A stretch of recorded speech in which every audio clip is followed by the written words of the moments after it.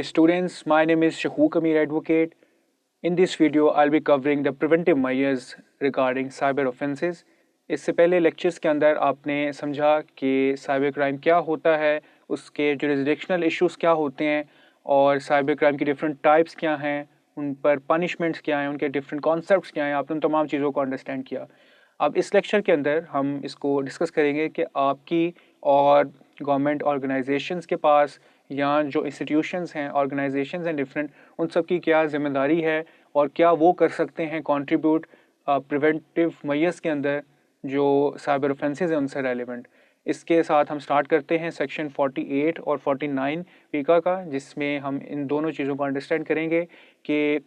Prevention के लिए government के पास क्या पावर्स हैं और क्या गवर्नमेंट ने कोई ऐसी बॉडीज़ भी स्पेसिफिकली डिज़ाइन की हुई हैं जो साइबर ऑफेंसेस को एड्रेस करेंगी, जो साइबर थ्रेट्स हैं या जो साइबर ऑफेंसेस हैं उनको किस तरह से एड्रेस किया जाएगा। इन दोनों चीज़ों को इस वीडियो में हम कवर करेंगे। शुरू करते हैं सेक्शन जो 48 है उसके ऊपर। जो आपका सेक्शन 48 है prevention of electronic crimes act 2016 का, वो आपकी फेडरल गवर्नमेंट और जो आपकी साइबर ऑफेंसेस से रेलिवेंट अथॉरिटीज़ हैं उनको ये पावर देती है कि वो किसी भी किस्म की जो डायरेक्टिव्स हैं वो दे सकते हैं। क्या करने के लिए? आपके जो साइबर ऑफेंसेस अभी आपने पढ़े हैं, different types of offences from previous lectures जो आपने अभी अंडरस्टैंड किए, उन तमाम ऑफेंसेस से बचने के लिए अगर कोई भी फ्रेमवर्क, कोई लॉ, कोई रूल्स डिज़ाइन गवर्नमेंट करना चाहती है या कोई नोटिफिकेशन आपकी NCCIA, FIA कोई बॉडी जो रेलिवेंट है वो पास करना चाह रही है, तो उनके पास ये राइट है कि वो ऐसी नोटिफिकेशन जारी कर सकते हैं ताकि जो साइबर ऑफेंसेस हैं उनसे प्रिवेंट किया जा सके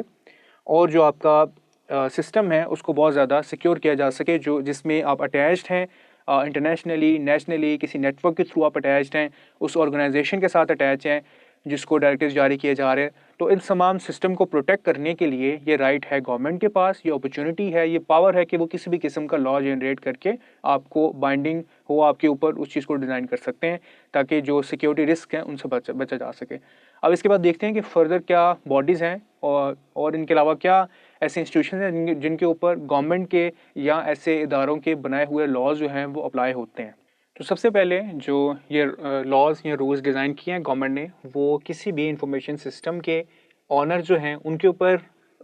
जिम्मेदारी है कि वो उन रूल्स को अप्लाई करें और अपनी जो बाय लॉज हैं, अपनी जो प्रैक्टिसेस हैं ऑर्गेनाइजेशंस के अंदर, अपनी उस इंफॉर्मेशन सिस्टम को जो ऑपरेट कर रहे हैं उसको अपलोड करने के जो प्रोसीजर हैं उन सबको रेगुलेट करें और अलाइन करें उन रूल्स के साथ जो गवर्नमेंट ने या जो NCCIA ने जारी किए हैं, ताकि उनकी जो फर्दर प्रोसेसिंग ऑफ डाटा है और इन्फॉर्मेशन है वो सिक्योरली हो सके।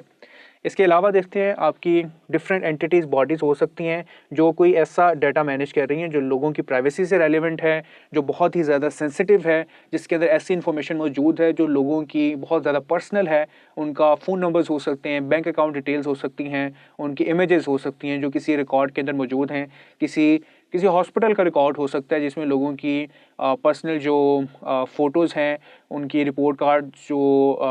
उनके साथ अटैच किए जाते हैं, लोगों के फ़ोन नंबर्स होते हैं, ब्लड ग्रुप्स होते हैं, ये तमाम जो उनकी पर्सनल इन्फॉर्मेशन है वो अटैच्ड है। तो उसको सिक्योर करने के लिए इन हॉस्पिटल्स को, या आपको मिसाल दे रहा हूँ हॉस्पिटल की, इसके अलावा कुछ और स्कूल्स हो सकते हैं, एजुकेशन इंस्टीट्यूशंस हो सकते हैं जिसमें स्टूडेंट्स के डाटा होता है कि वो उनके घरों के क्या नंबर हैं, एड्रेसेस क्या हैं, हर वो चीज़ जो प्राइवेट है किसी की, अगर वो आपके पास मौजूद है क्योंकि आप एज इंस्टीट्यूशन या एज ऑर्गेनाइजेशन आप काम कर रहे हैं और आप उस पर्सनल डाटा को अचीव कर रहे हैं उन लोगों से, तो आपके ऊपर वो तमाम लॉज जो है वो वाजिब होंगे उनको मानना जो आपको उन अथॉरिटीज़ की तरफ से आ रहे हैं जो NCCIA या गवर्नमेंट अथॉरिटीज़ हैं, ताकि आप उन लोगों की जो प्राइवेट इंफॉर्मेशन है उसको सिक्योर रख सकें। और अगर आप उन जो लॉज रूल्स आपके लिए बनाए हैं आप उनको फॉलो नहीं करते, तो ऐसे लोगों के लिए जो फर्स्ट टाइम वो ऐसा ऑफेंस कमिट करते हैं, वो उस लॉ को अप्लाई नहीं करते हैं, तो 10 मिलियंस तक जो फ़ाइन है वो उनको पे करना पड़ सकता है गवर्नमेंट को, फेडरल गवर्नमेंट को। इसके अलावा जो सब्सिक्वेंटली अगर वो इन फ्यूचर उन क्राइम्स को कमिट करते हैं तो उस सूरत में फ़ाइन के साथ जो चीज़ ऐड हो जाती है वो इम्प्रिजनमेंट भी है, कि जो अथॉरिटीज़ हैं, जो डायरेक्टर्स हैं उस बॉडी के जिनके ऊपर लॉ अप्लाई हो रहा है और उन्होंने उस चीज़ को नहीं माना, उन पर 6 मंथ्स की इम्प्रिजनमेंट प्लस वो जो फ़ाइन उन्होंने फर्स्ट टाइम पे किया था वो भी साथ में ऐड हो जाता है। ये जो ऑर्गेनाइजेशंस हैं इनकी जो रूटीन है उसके अंदर ये चीज़ें इन्वॉल्व होनी चाहिए कि वो ऐसे क्या मेजर्स ले सकते हैं कि जिससे इस तरह के ऑफेंसेस से वो बच सकें। होने चाहिए कि वो जो पासवर्ड पॉलिसीज़ हैं वो बहुत ज़्यादा स्ट्रॉन्गर रखें। आपने ऑब्ज़र्व किया होगा जब आप कहीं पे पासवर्ड एंटर करते हो तो आपको कहा जाता है कि वो 8 कैरेक्टर्स या 12 कैरेक्टर्स का पासवर्ड हो, उसमें स्पेशल कैरेक्टर्स भी यूज़ किए जा रहे हों, upper case letter, lower case letters, numbers use हों, यानी एक मिक्स पासवर्ड हो ताकि उसको क्रैक करना बहुत ही ज़्यादा डिफ़िकल्ट हो जाए, या वो इतने ज़्यादा कॉम्बिनेशंस आपके बन सकते हों उस कैरेक्टर के साथ ताकि उसको गेस ना किया जा सके, या आपका ईमेल ही आप पासवर्ड के तौर पे ना यूज़ कर रहे हों, या फिर आप जो बहुत ज़्यादा ऑब्वियस पासवर्ड्स हैं, आपके नाम है या आपका फ़ोन नंबर हो सकता है, आपका घर का एड्रेस हो सकता है, या आपकी कोई फेवरेट कोई भी ऐसी प्रोडक्ट हो सकती है जिसको आप यूज़ कर रहे हो एज़ पासवर्ड, तो वो ऐसी चीज़ें डिपिक्ट की जा सकती हैं। तो जो ऑर्गेनाइजेशंस हैं उनको ध्यान रखना चाहिए कि वो ऐसे पासवर्ड्स को अप्रिशिएट ना करें, उनको एक्सेप्ट ना करें, बजाय इसके कि लोगों को प्रॉपर ट्रेनिंग दें कि वो ऐसे पासवर्ड रखें जो बहुत ज़्यादा सिक्योर्ड हैं, और प्लेटफॉर्म जो है ऐसे ही पासवर्ड को सिर्फ ऑप्ट किया करे। अदरवाइज़ वो खुद सजेशन दे सकता है कि एक ऐसे पासवर्ड जो है वो लोगों को रखने चाहिए फॉर देयर बेटर अंडरस्टैंडिंग। उनको कुछ एग्जांपल्स के तौर पे एक गाइड जो है वो दी जा सकती है ताकि लोग अपना जो प्लेटफॉर्म के ऊपर इंफॉर्मेशन है उसको सिक्योर कर सकें। इसके अलावा उन्हें चाहिए कि वो एंटीवायरस सॉफ्टवेयर जो है, फायरवॉल जो है, उसको इंस्टॉल करें। फायरवॉल्स इस वजह के से ताकि जो वायरसेस हैं उनके सिस्टम में ना आ सकें। रेगुलरली अपडेट करने की ज़रूरत होती है इन चीज़ों को, और एंटीवायरसेस के अगर वायरस आपका आ चुका है तो वो उनको स्कैन करे, आइडेंटिफाई करे, उनको रिमूव करे, क्वारंटाइन करे, ऐसे तमाम चीज़ों को जो ऑलरेडी सिस्टम में आ चुकी हैं। अब इनको अपडेट करने की ज़रूरत इसलिए होती है कि जब भी कोई सिस्टम वायरस आ जाता है उसके अंदर सिस्टम में, तो जो उसकी डेफिनेशन है वो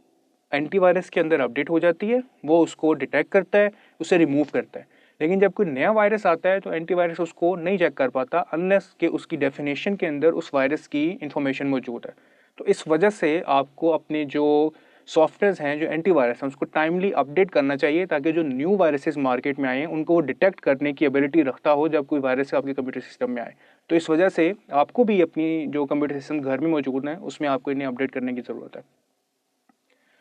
इसके अलावा आप अपने जितने भी ऑपरेटिंग सिस्टम हैं, आपकी विंडोज़ हैं, या जो भी सॉफ्टवेयर आप यूज़ कर रहे हो अपनी डेली यूजेज के लिए, आप मोबाइल फ़ोन में अपने सॉफ्टवेयर यूज़ करते हो, आप उसको अपडेट आती है, गेम है आप उसकी अपडेट आती है, आप उसको अपडेट कर लेते हो। इसी तरह जो आपके ऐसे सॉफ्टवेयर हैं जहाँ पे लोगों का डाटा मौजूद है, जहाँ पे लोगों की इन्फॉर्मेशन मौजूद है, वहाँ पे आप उसको अपडेट करें ताकि जो न्यू चीज़ें मार्केट में for your safety and security update की गई हैं, ताकि जो एडवांस्ड जो वायरसेस हैं, वॉर्म्स हैं, जो मालवेयर हैं, उनसे बचा जा सके, उन तमाम की डेफिनेशंस आपके एंटीवायरस सॉफ्टवेयर के अंदर भी अपडेट हो जाए। इसके अलावा जो ऑर्गेनाइजेशन हैं उनको इस चीज़ का ध्यान रखना चाहिए कि जो भी यूज़र वहाँ पे मौजूद है उनकी जो एक्सेस है उस कंप्यूटर सिस्टम के ऊपर, उस जो भी बॉडी है उसको बहुत ज़्यादा लिमिट कर देना चाहिए। यानी वो डाटा जो जिस पर्सन से रेलिवेंट है वो उसी को ही एक्सेस होनी चाहिए, उसको यूज़ करें। बहुत ज़्यादा लोगों को एक्सेसिबिलिटी देना किसी सेंसिटिव डाटा को बहुत ज़्यादा नेगेटिव रोल प्ले कर देती है। आपको बहुत ज़्यादा कम जो है वो लोगों की जो विज़िट है किसी ऐसे डाटा के ऊपर वो अलाउ करना चाहिए ताकि जो बहुत ज़्यादा रिस्पॉन्सिबल लोग हैं, ऑथराइज़ लोग हैं, वही उस डाटा को यूज़ कर सकें। अनऑथराइज़ पर्सन की जो पहुंच से वो डाटा हमेशा के लिए दूर रहे। इस तरह की जो प्रिविलेजेस हैं क्रिएट करना कि कोई कंपनी में सीनियर है या उसका कोई रोल नहीं है उस डाटा को यूज़ करने के लिए, लेकिन सिर्फ वो सीनियर है तो उसको एक्सेस कर सकता है, इस तरह की प्रैक्टिसेस को जो है वो रिड्यूस करना चाहिए कि जिस पर्सन का काम है उस डाटा से सिर्फ वही उसको यूज़ करे ताकि वही आंसरेबल हो। फिर आप अपने डाटा की एडिशनल कॉपीज़ बना के रखें, आप बैकअप्स उसके बनाएं, डिफरेंट जगहों के ऊपर उसको स्टोर करें ताकि अगर आपका डाटा डिस्ट्रॉय हो गया है तो वहाँ से आप उसको रिट्रीव कर सकें। कोई ऐसी इन्फॉर्मेशन है जो वायरस ने डिस्ट्रॉय कर दी है तो आप उसको ईजिली वहाँ से दोबारा से उसको कॉपी कर सकें। और अगर आपने उस डाटा को इस फॉर्म में रखा हुआ है जो इनक्रिप्टेड फॉर्म में है तो ज़्यादा बेटर है। आपने इंक्रिप्शन का चैप्टर भी अपने कंप्यूटर साइंस की बुक के अंदर पढ़ा है जिसमें आपने देखा है कि डाटा को ऐसी फॉर्म के अंदर रखा जाता है कि जो प्लेन टेक्स्ट में नहीं होता, वो साइफर टेक्स्ट में या किसी और फॉर्म के अंदर मौजूद है जो एक अनरीडेबल फॉर्मेट के अंदर है। तो वो चीज़ें आपको ज़्यादा बेनिफिट देती हैं कि अगर कुछ ऐसे सॉफ्टवेयर जो रीड करने आए डाटा को तो वो रीड नहीं कर पाते हैं तो वो फिर उनको डिस्ट्रॉय कर देते हैं। अगर वो इन्फॉर्मेशन जो है वो यूज़ नहीं कर पा रहे हैं तो उसको अक्सर डिस्ट्रॉय कर देते हैं। तो वो आपके लिए वो बेटर अपॉर्चुनिटी है कि आपकी इन्फॉर्मेशन एटलीस्ट जो है वो रीड नहीं हुई, लेकिन अगर आपके पास उसका बैकअप मौजूद है तो वहाँ से आप उसको रिट्रीव कर लेते हो। इसी तरह फर्दर जो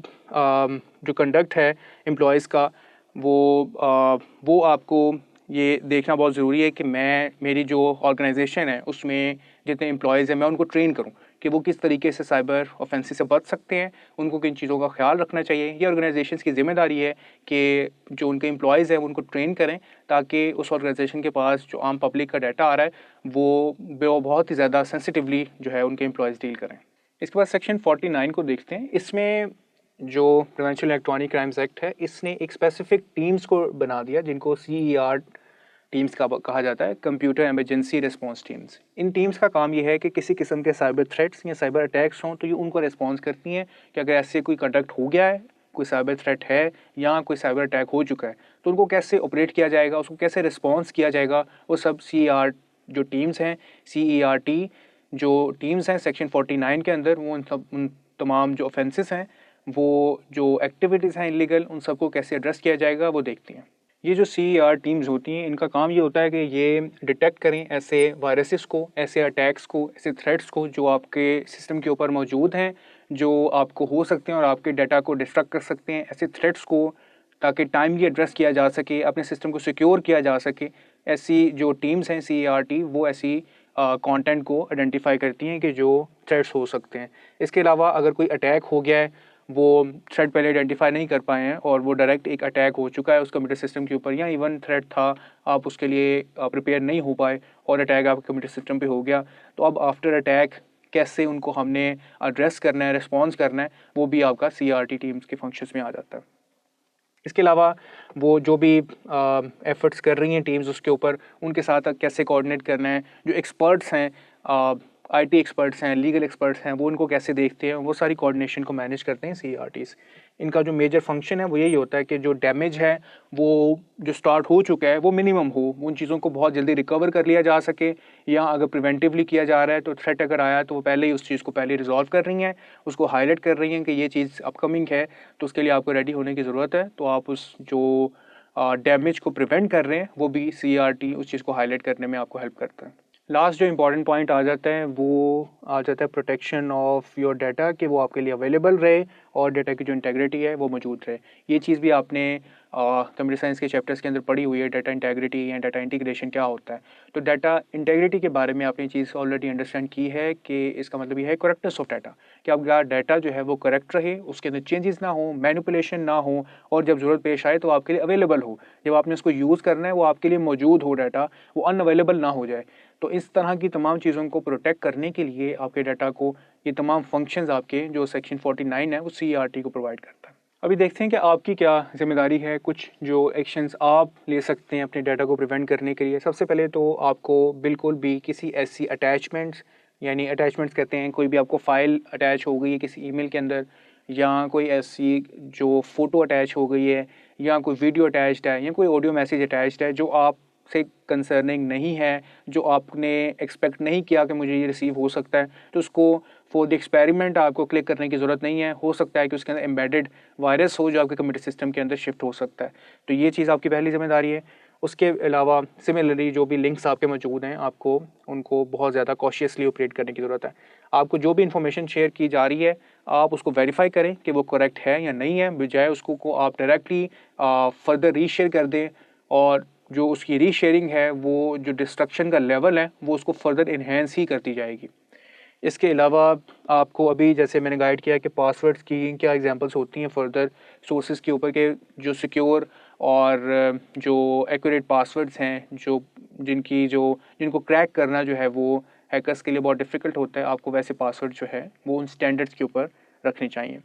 इसके अलावा एक और चीज़ आप देखते हो 2 फैक्टर ऑथेंटिकेशन, जिसके अंदर अक्सर ऐसा होता है कि आप सिस्टम लॉगिन करते हो लेकिन वो आपके ईमेल के ऊपर या आपके सिम कार्ड के ऊपर एक मैसेज आ जाता है, एक कोड सेंड कर दिया जाता है, वो आप फिर इंसर्ट करते हो। इस तरीके से वो एक कन्फर्मेशन हो जाती है कि जो पासवर्ड भी बंदा एंटर कर रहा है वो भी कोई ऑथेंटिक सोर्स है, वो कोई और पर्सन नहीं है जिसने किसी तरीके से पासवर्ड ओरिजिनल ऑब्टेन कर लिया और अब वो उसको एंटर करना चाह रहा है किसी फ्रॉड के थ्रू। तो एक चंद एक रिस्पॉन्सिबिलिटीज़ हैं जो आपको जनरल अपनी लाइफ के अंदर कंडक्ट करनी चाहिए। इन एडिशन टू देम आपको अपनी जो डिवाइसेस हैं उनको हर टाइम आपको अप टू डेट रखना चाहिए। अपना जो कंटेंट है पर्सनल वो उसको अननेसेसरी लोगों के साथ शेयर नहीं करना चाहिए। अगर आपको कहीं पर ज़रूरत है उसको शेयर करना, आप उसको ज़रूर शेयर करें। आपको सोशल होना चाहिए लेकिन आपको ओवर जो डाटा है वो कहीं पे एक्स्ट्रा शेयर नहीं करना चाहिए जो आपको कल को खुद नुकसान पहुंचा सके। अगर आप कहीं पे डाटा शेयर कर रहे हैं तो आपको इस चीज़ की इन्फॉर्मेशन होनी चाहिए कि वो आपके लिए मिसयूज भी हो सकता है। इस वजह से ये आपका एक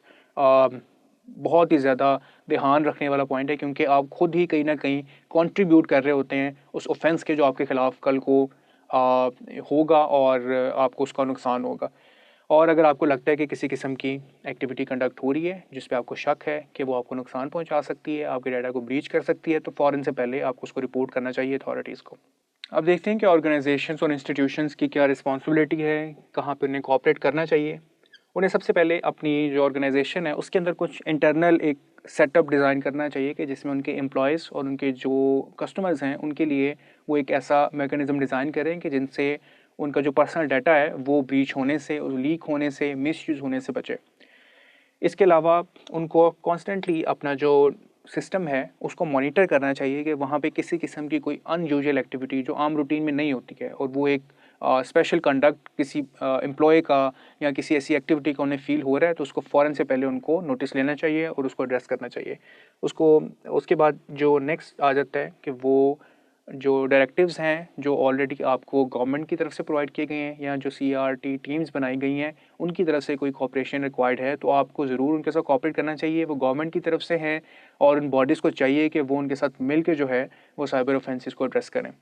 इसके अलावा जो भी ऑफेंस होता है और उन्हें लगता है कि ये चीज़ आपकी ऑनगोइंग है जो साइबर ऑफेंस है पीका के अंडर, उनको फ़ौरन से पहले ऐसे ऑफेंसेस को रिपोर्ट करना चाहिए। इस वीडियो के अंदर आपने सेक्शन 48 और 49 के अंदर देखा कि आप किस तरीके से प्रिवेंट कर सकते हो साइबर ऑफेंसेस को होने के लिए, और अगर हो जाएं तो उनको किस तरीके से आप रिपोर्ट करना चाहिए आपको, और क्या आपकी ज़िम्मेदारी है जब आप साइबर ऑफेंसेस हो रहे हों तो उनसे बचने के लिए, और इवन प्रिवेंटिव मेजर्स क्या हैं ताकि साइबर ऑफेंसेस आपके साथ ना हो सकें। फर्दर जो लास्ट वीडियो है, जो लास्ट लेक्चर आपका अपकमिंग, उसके अंदर हम डिस्कस करेंगे कि साइबर ऑफेंसेस जब हो जाते हैं आपके साथ तो उसको आप कैसे रिपोर्ट करते हो, उनका क्या इन्वेस्टिगेशन मैकेनिज्म होता है, जो आपकी अथॉरिटीज़ है उनके पास क्या पावर्स होती हैं। Thank you.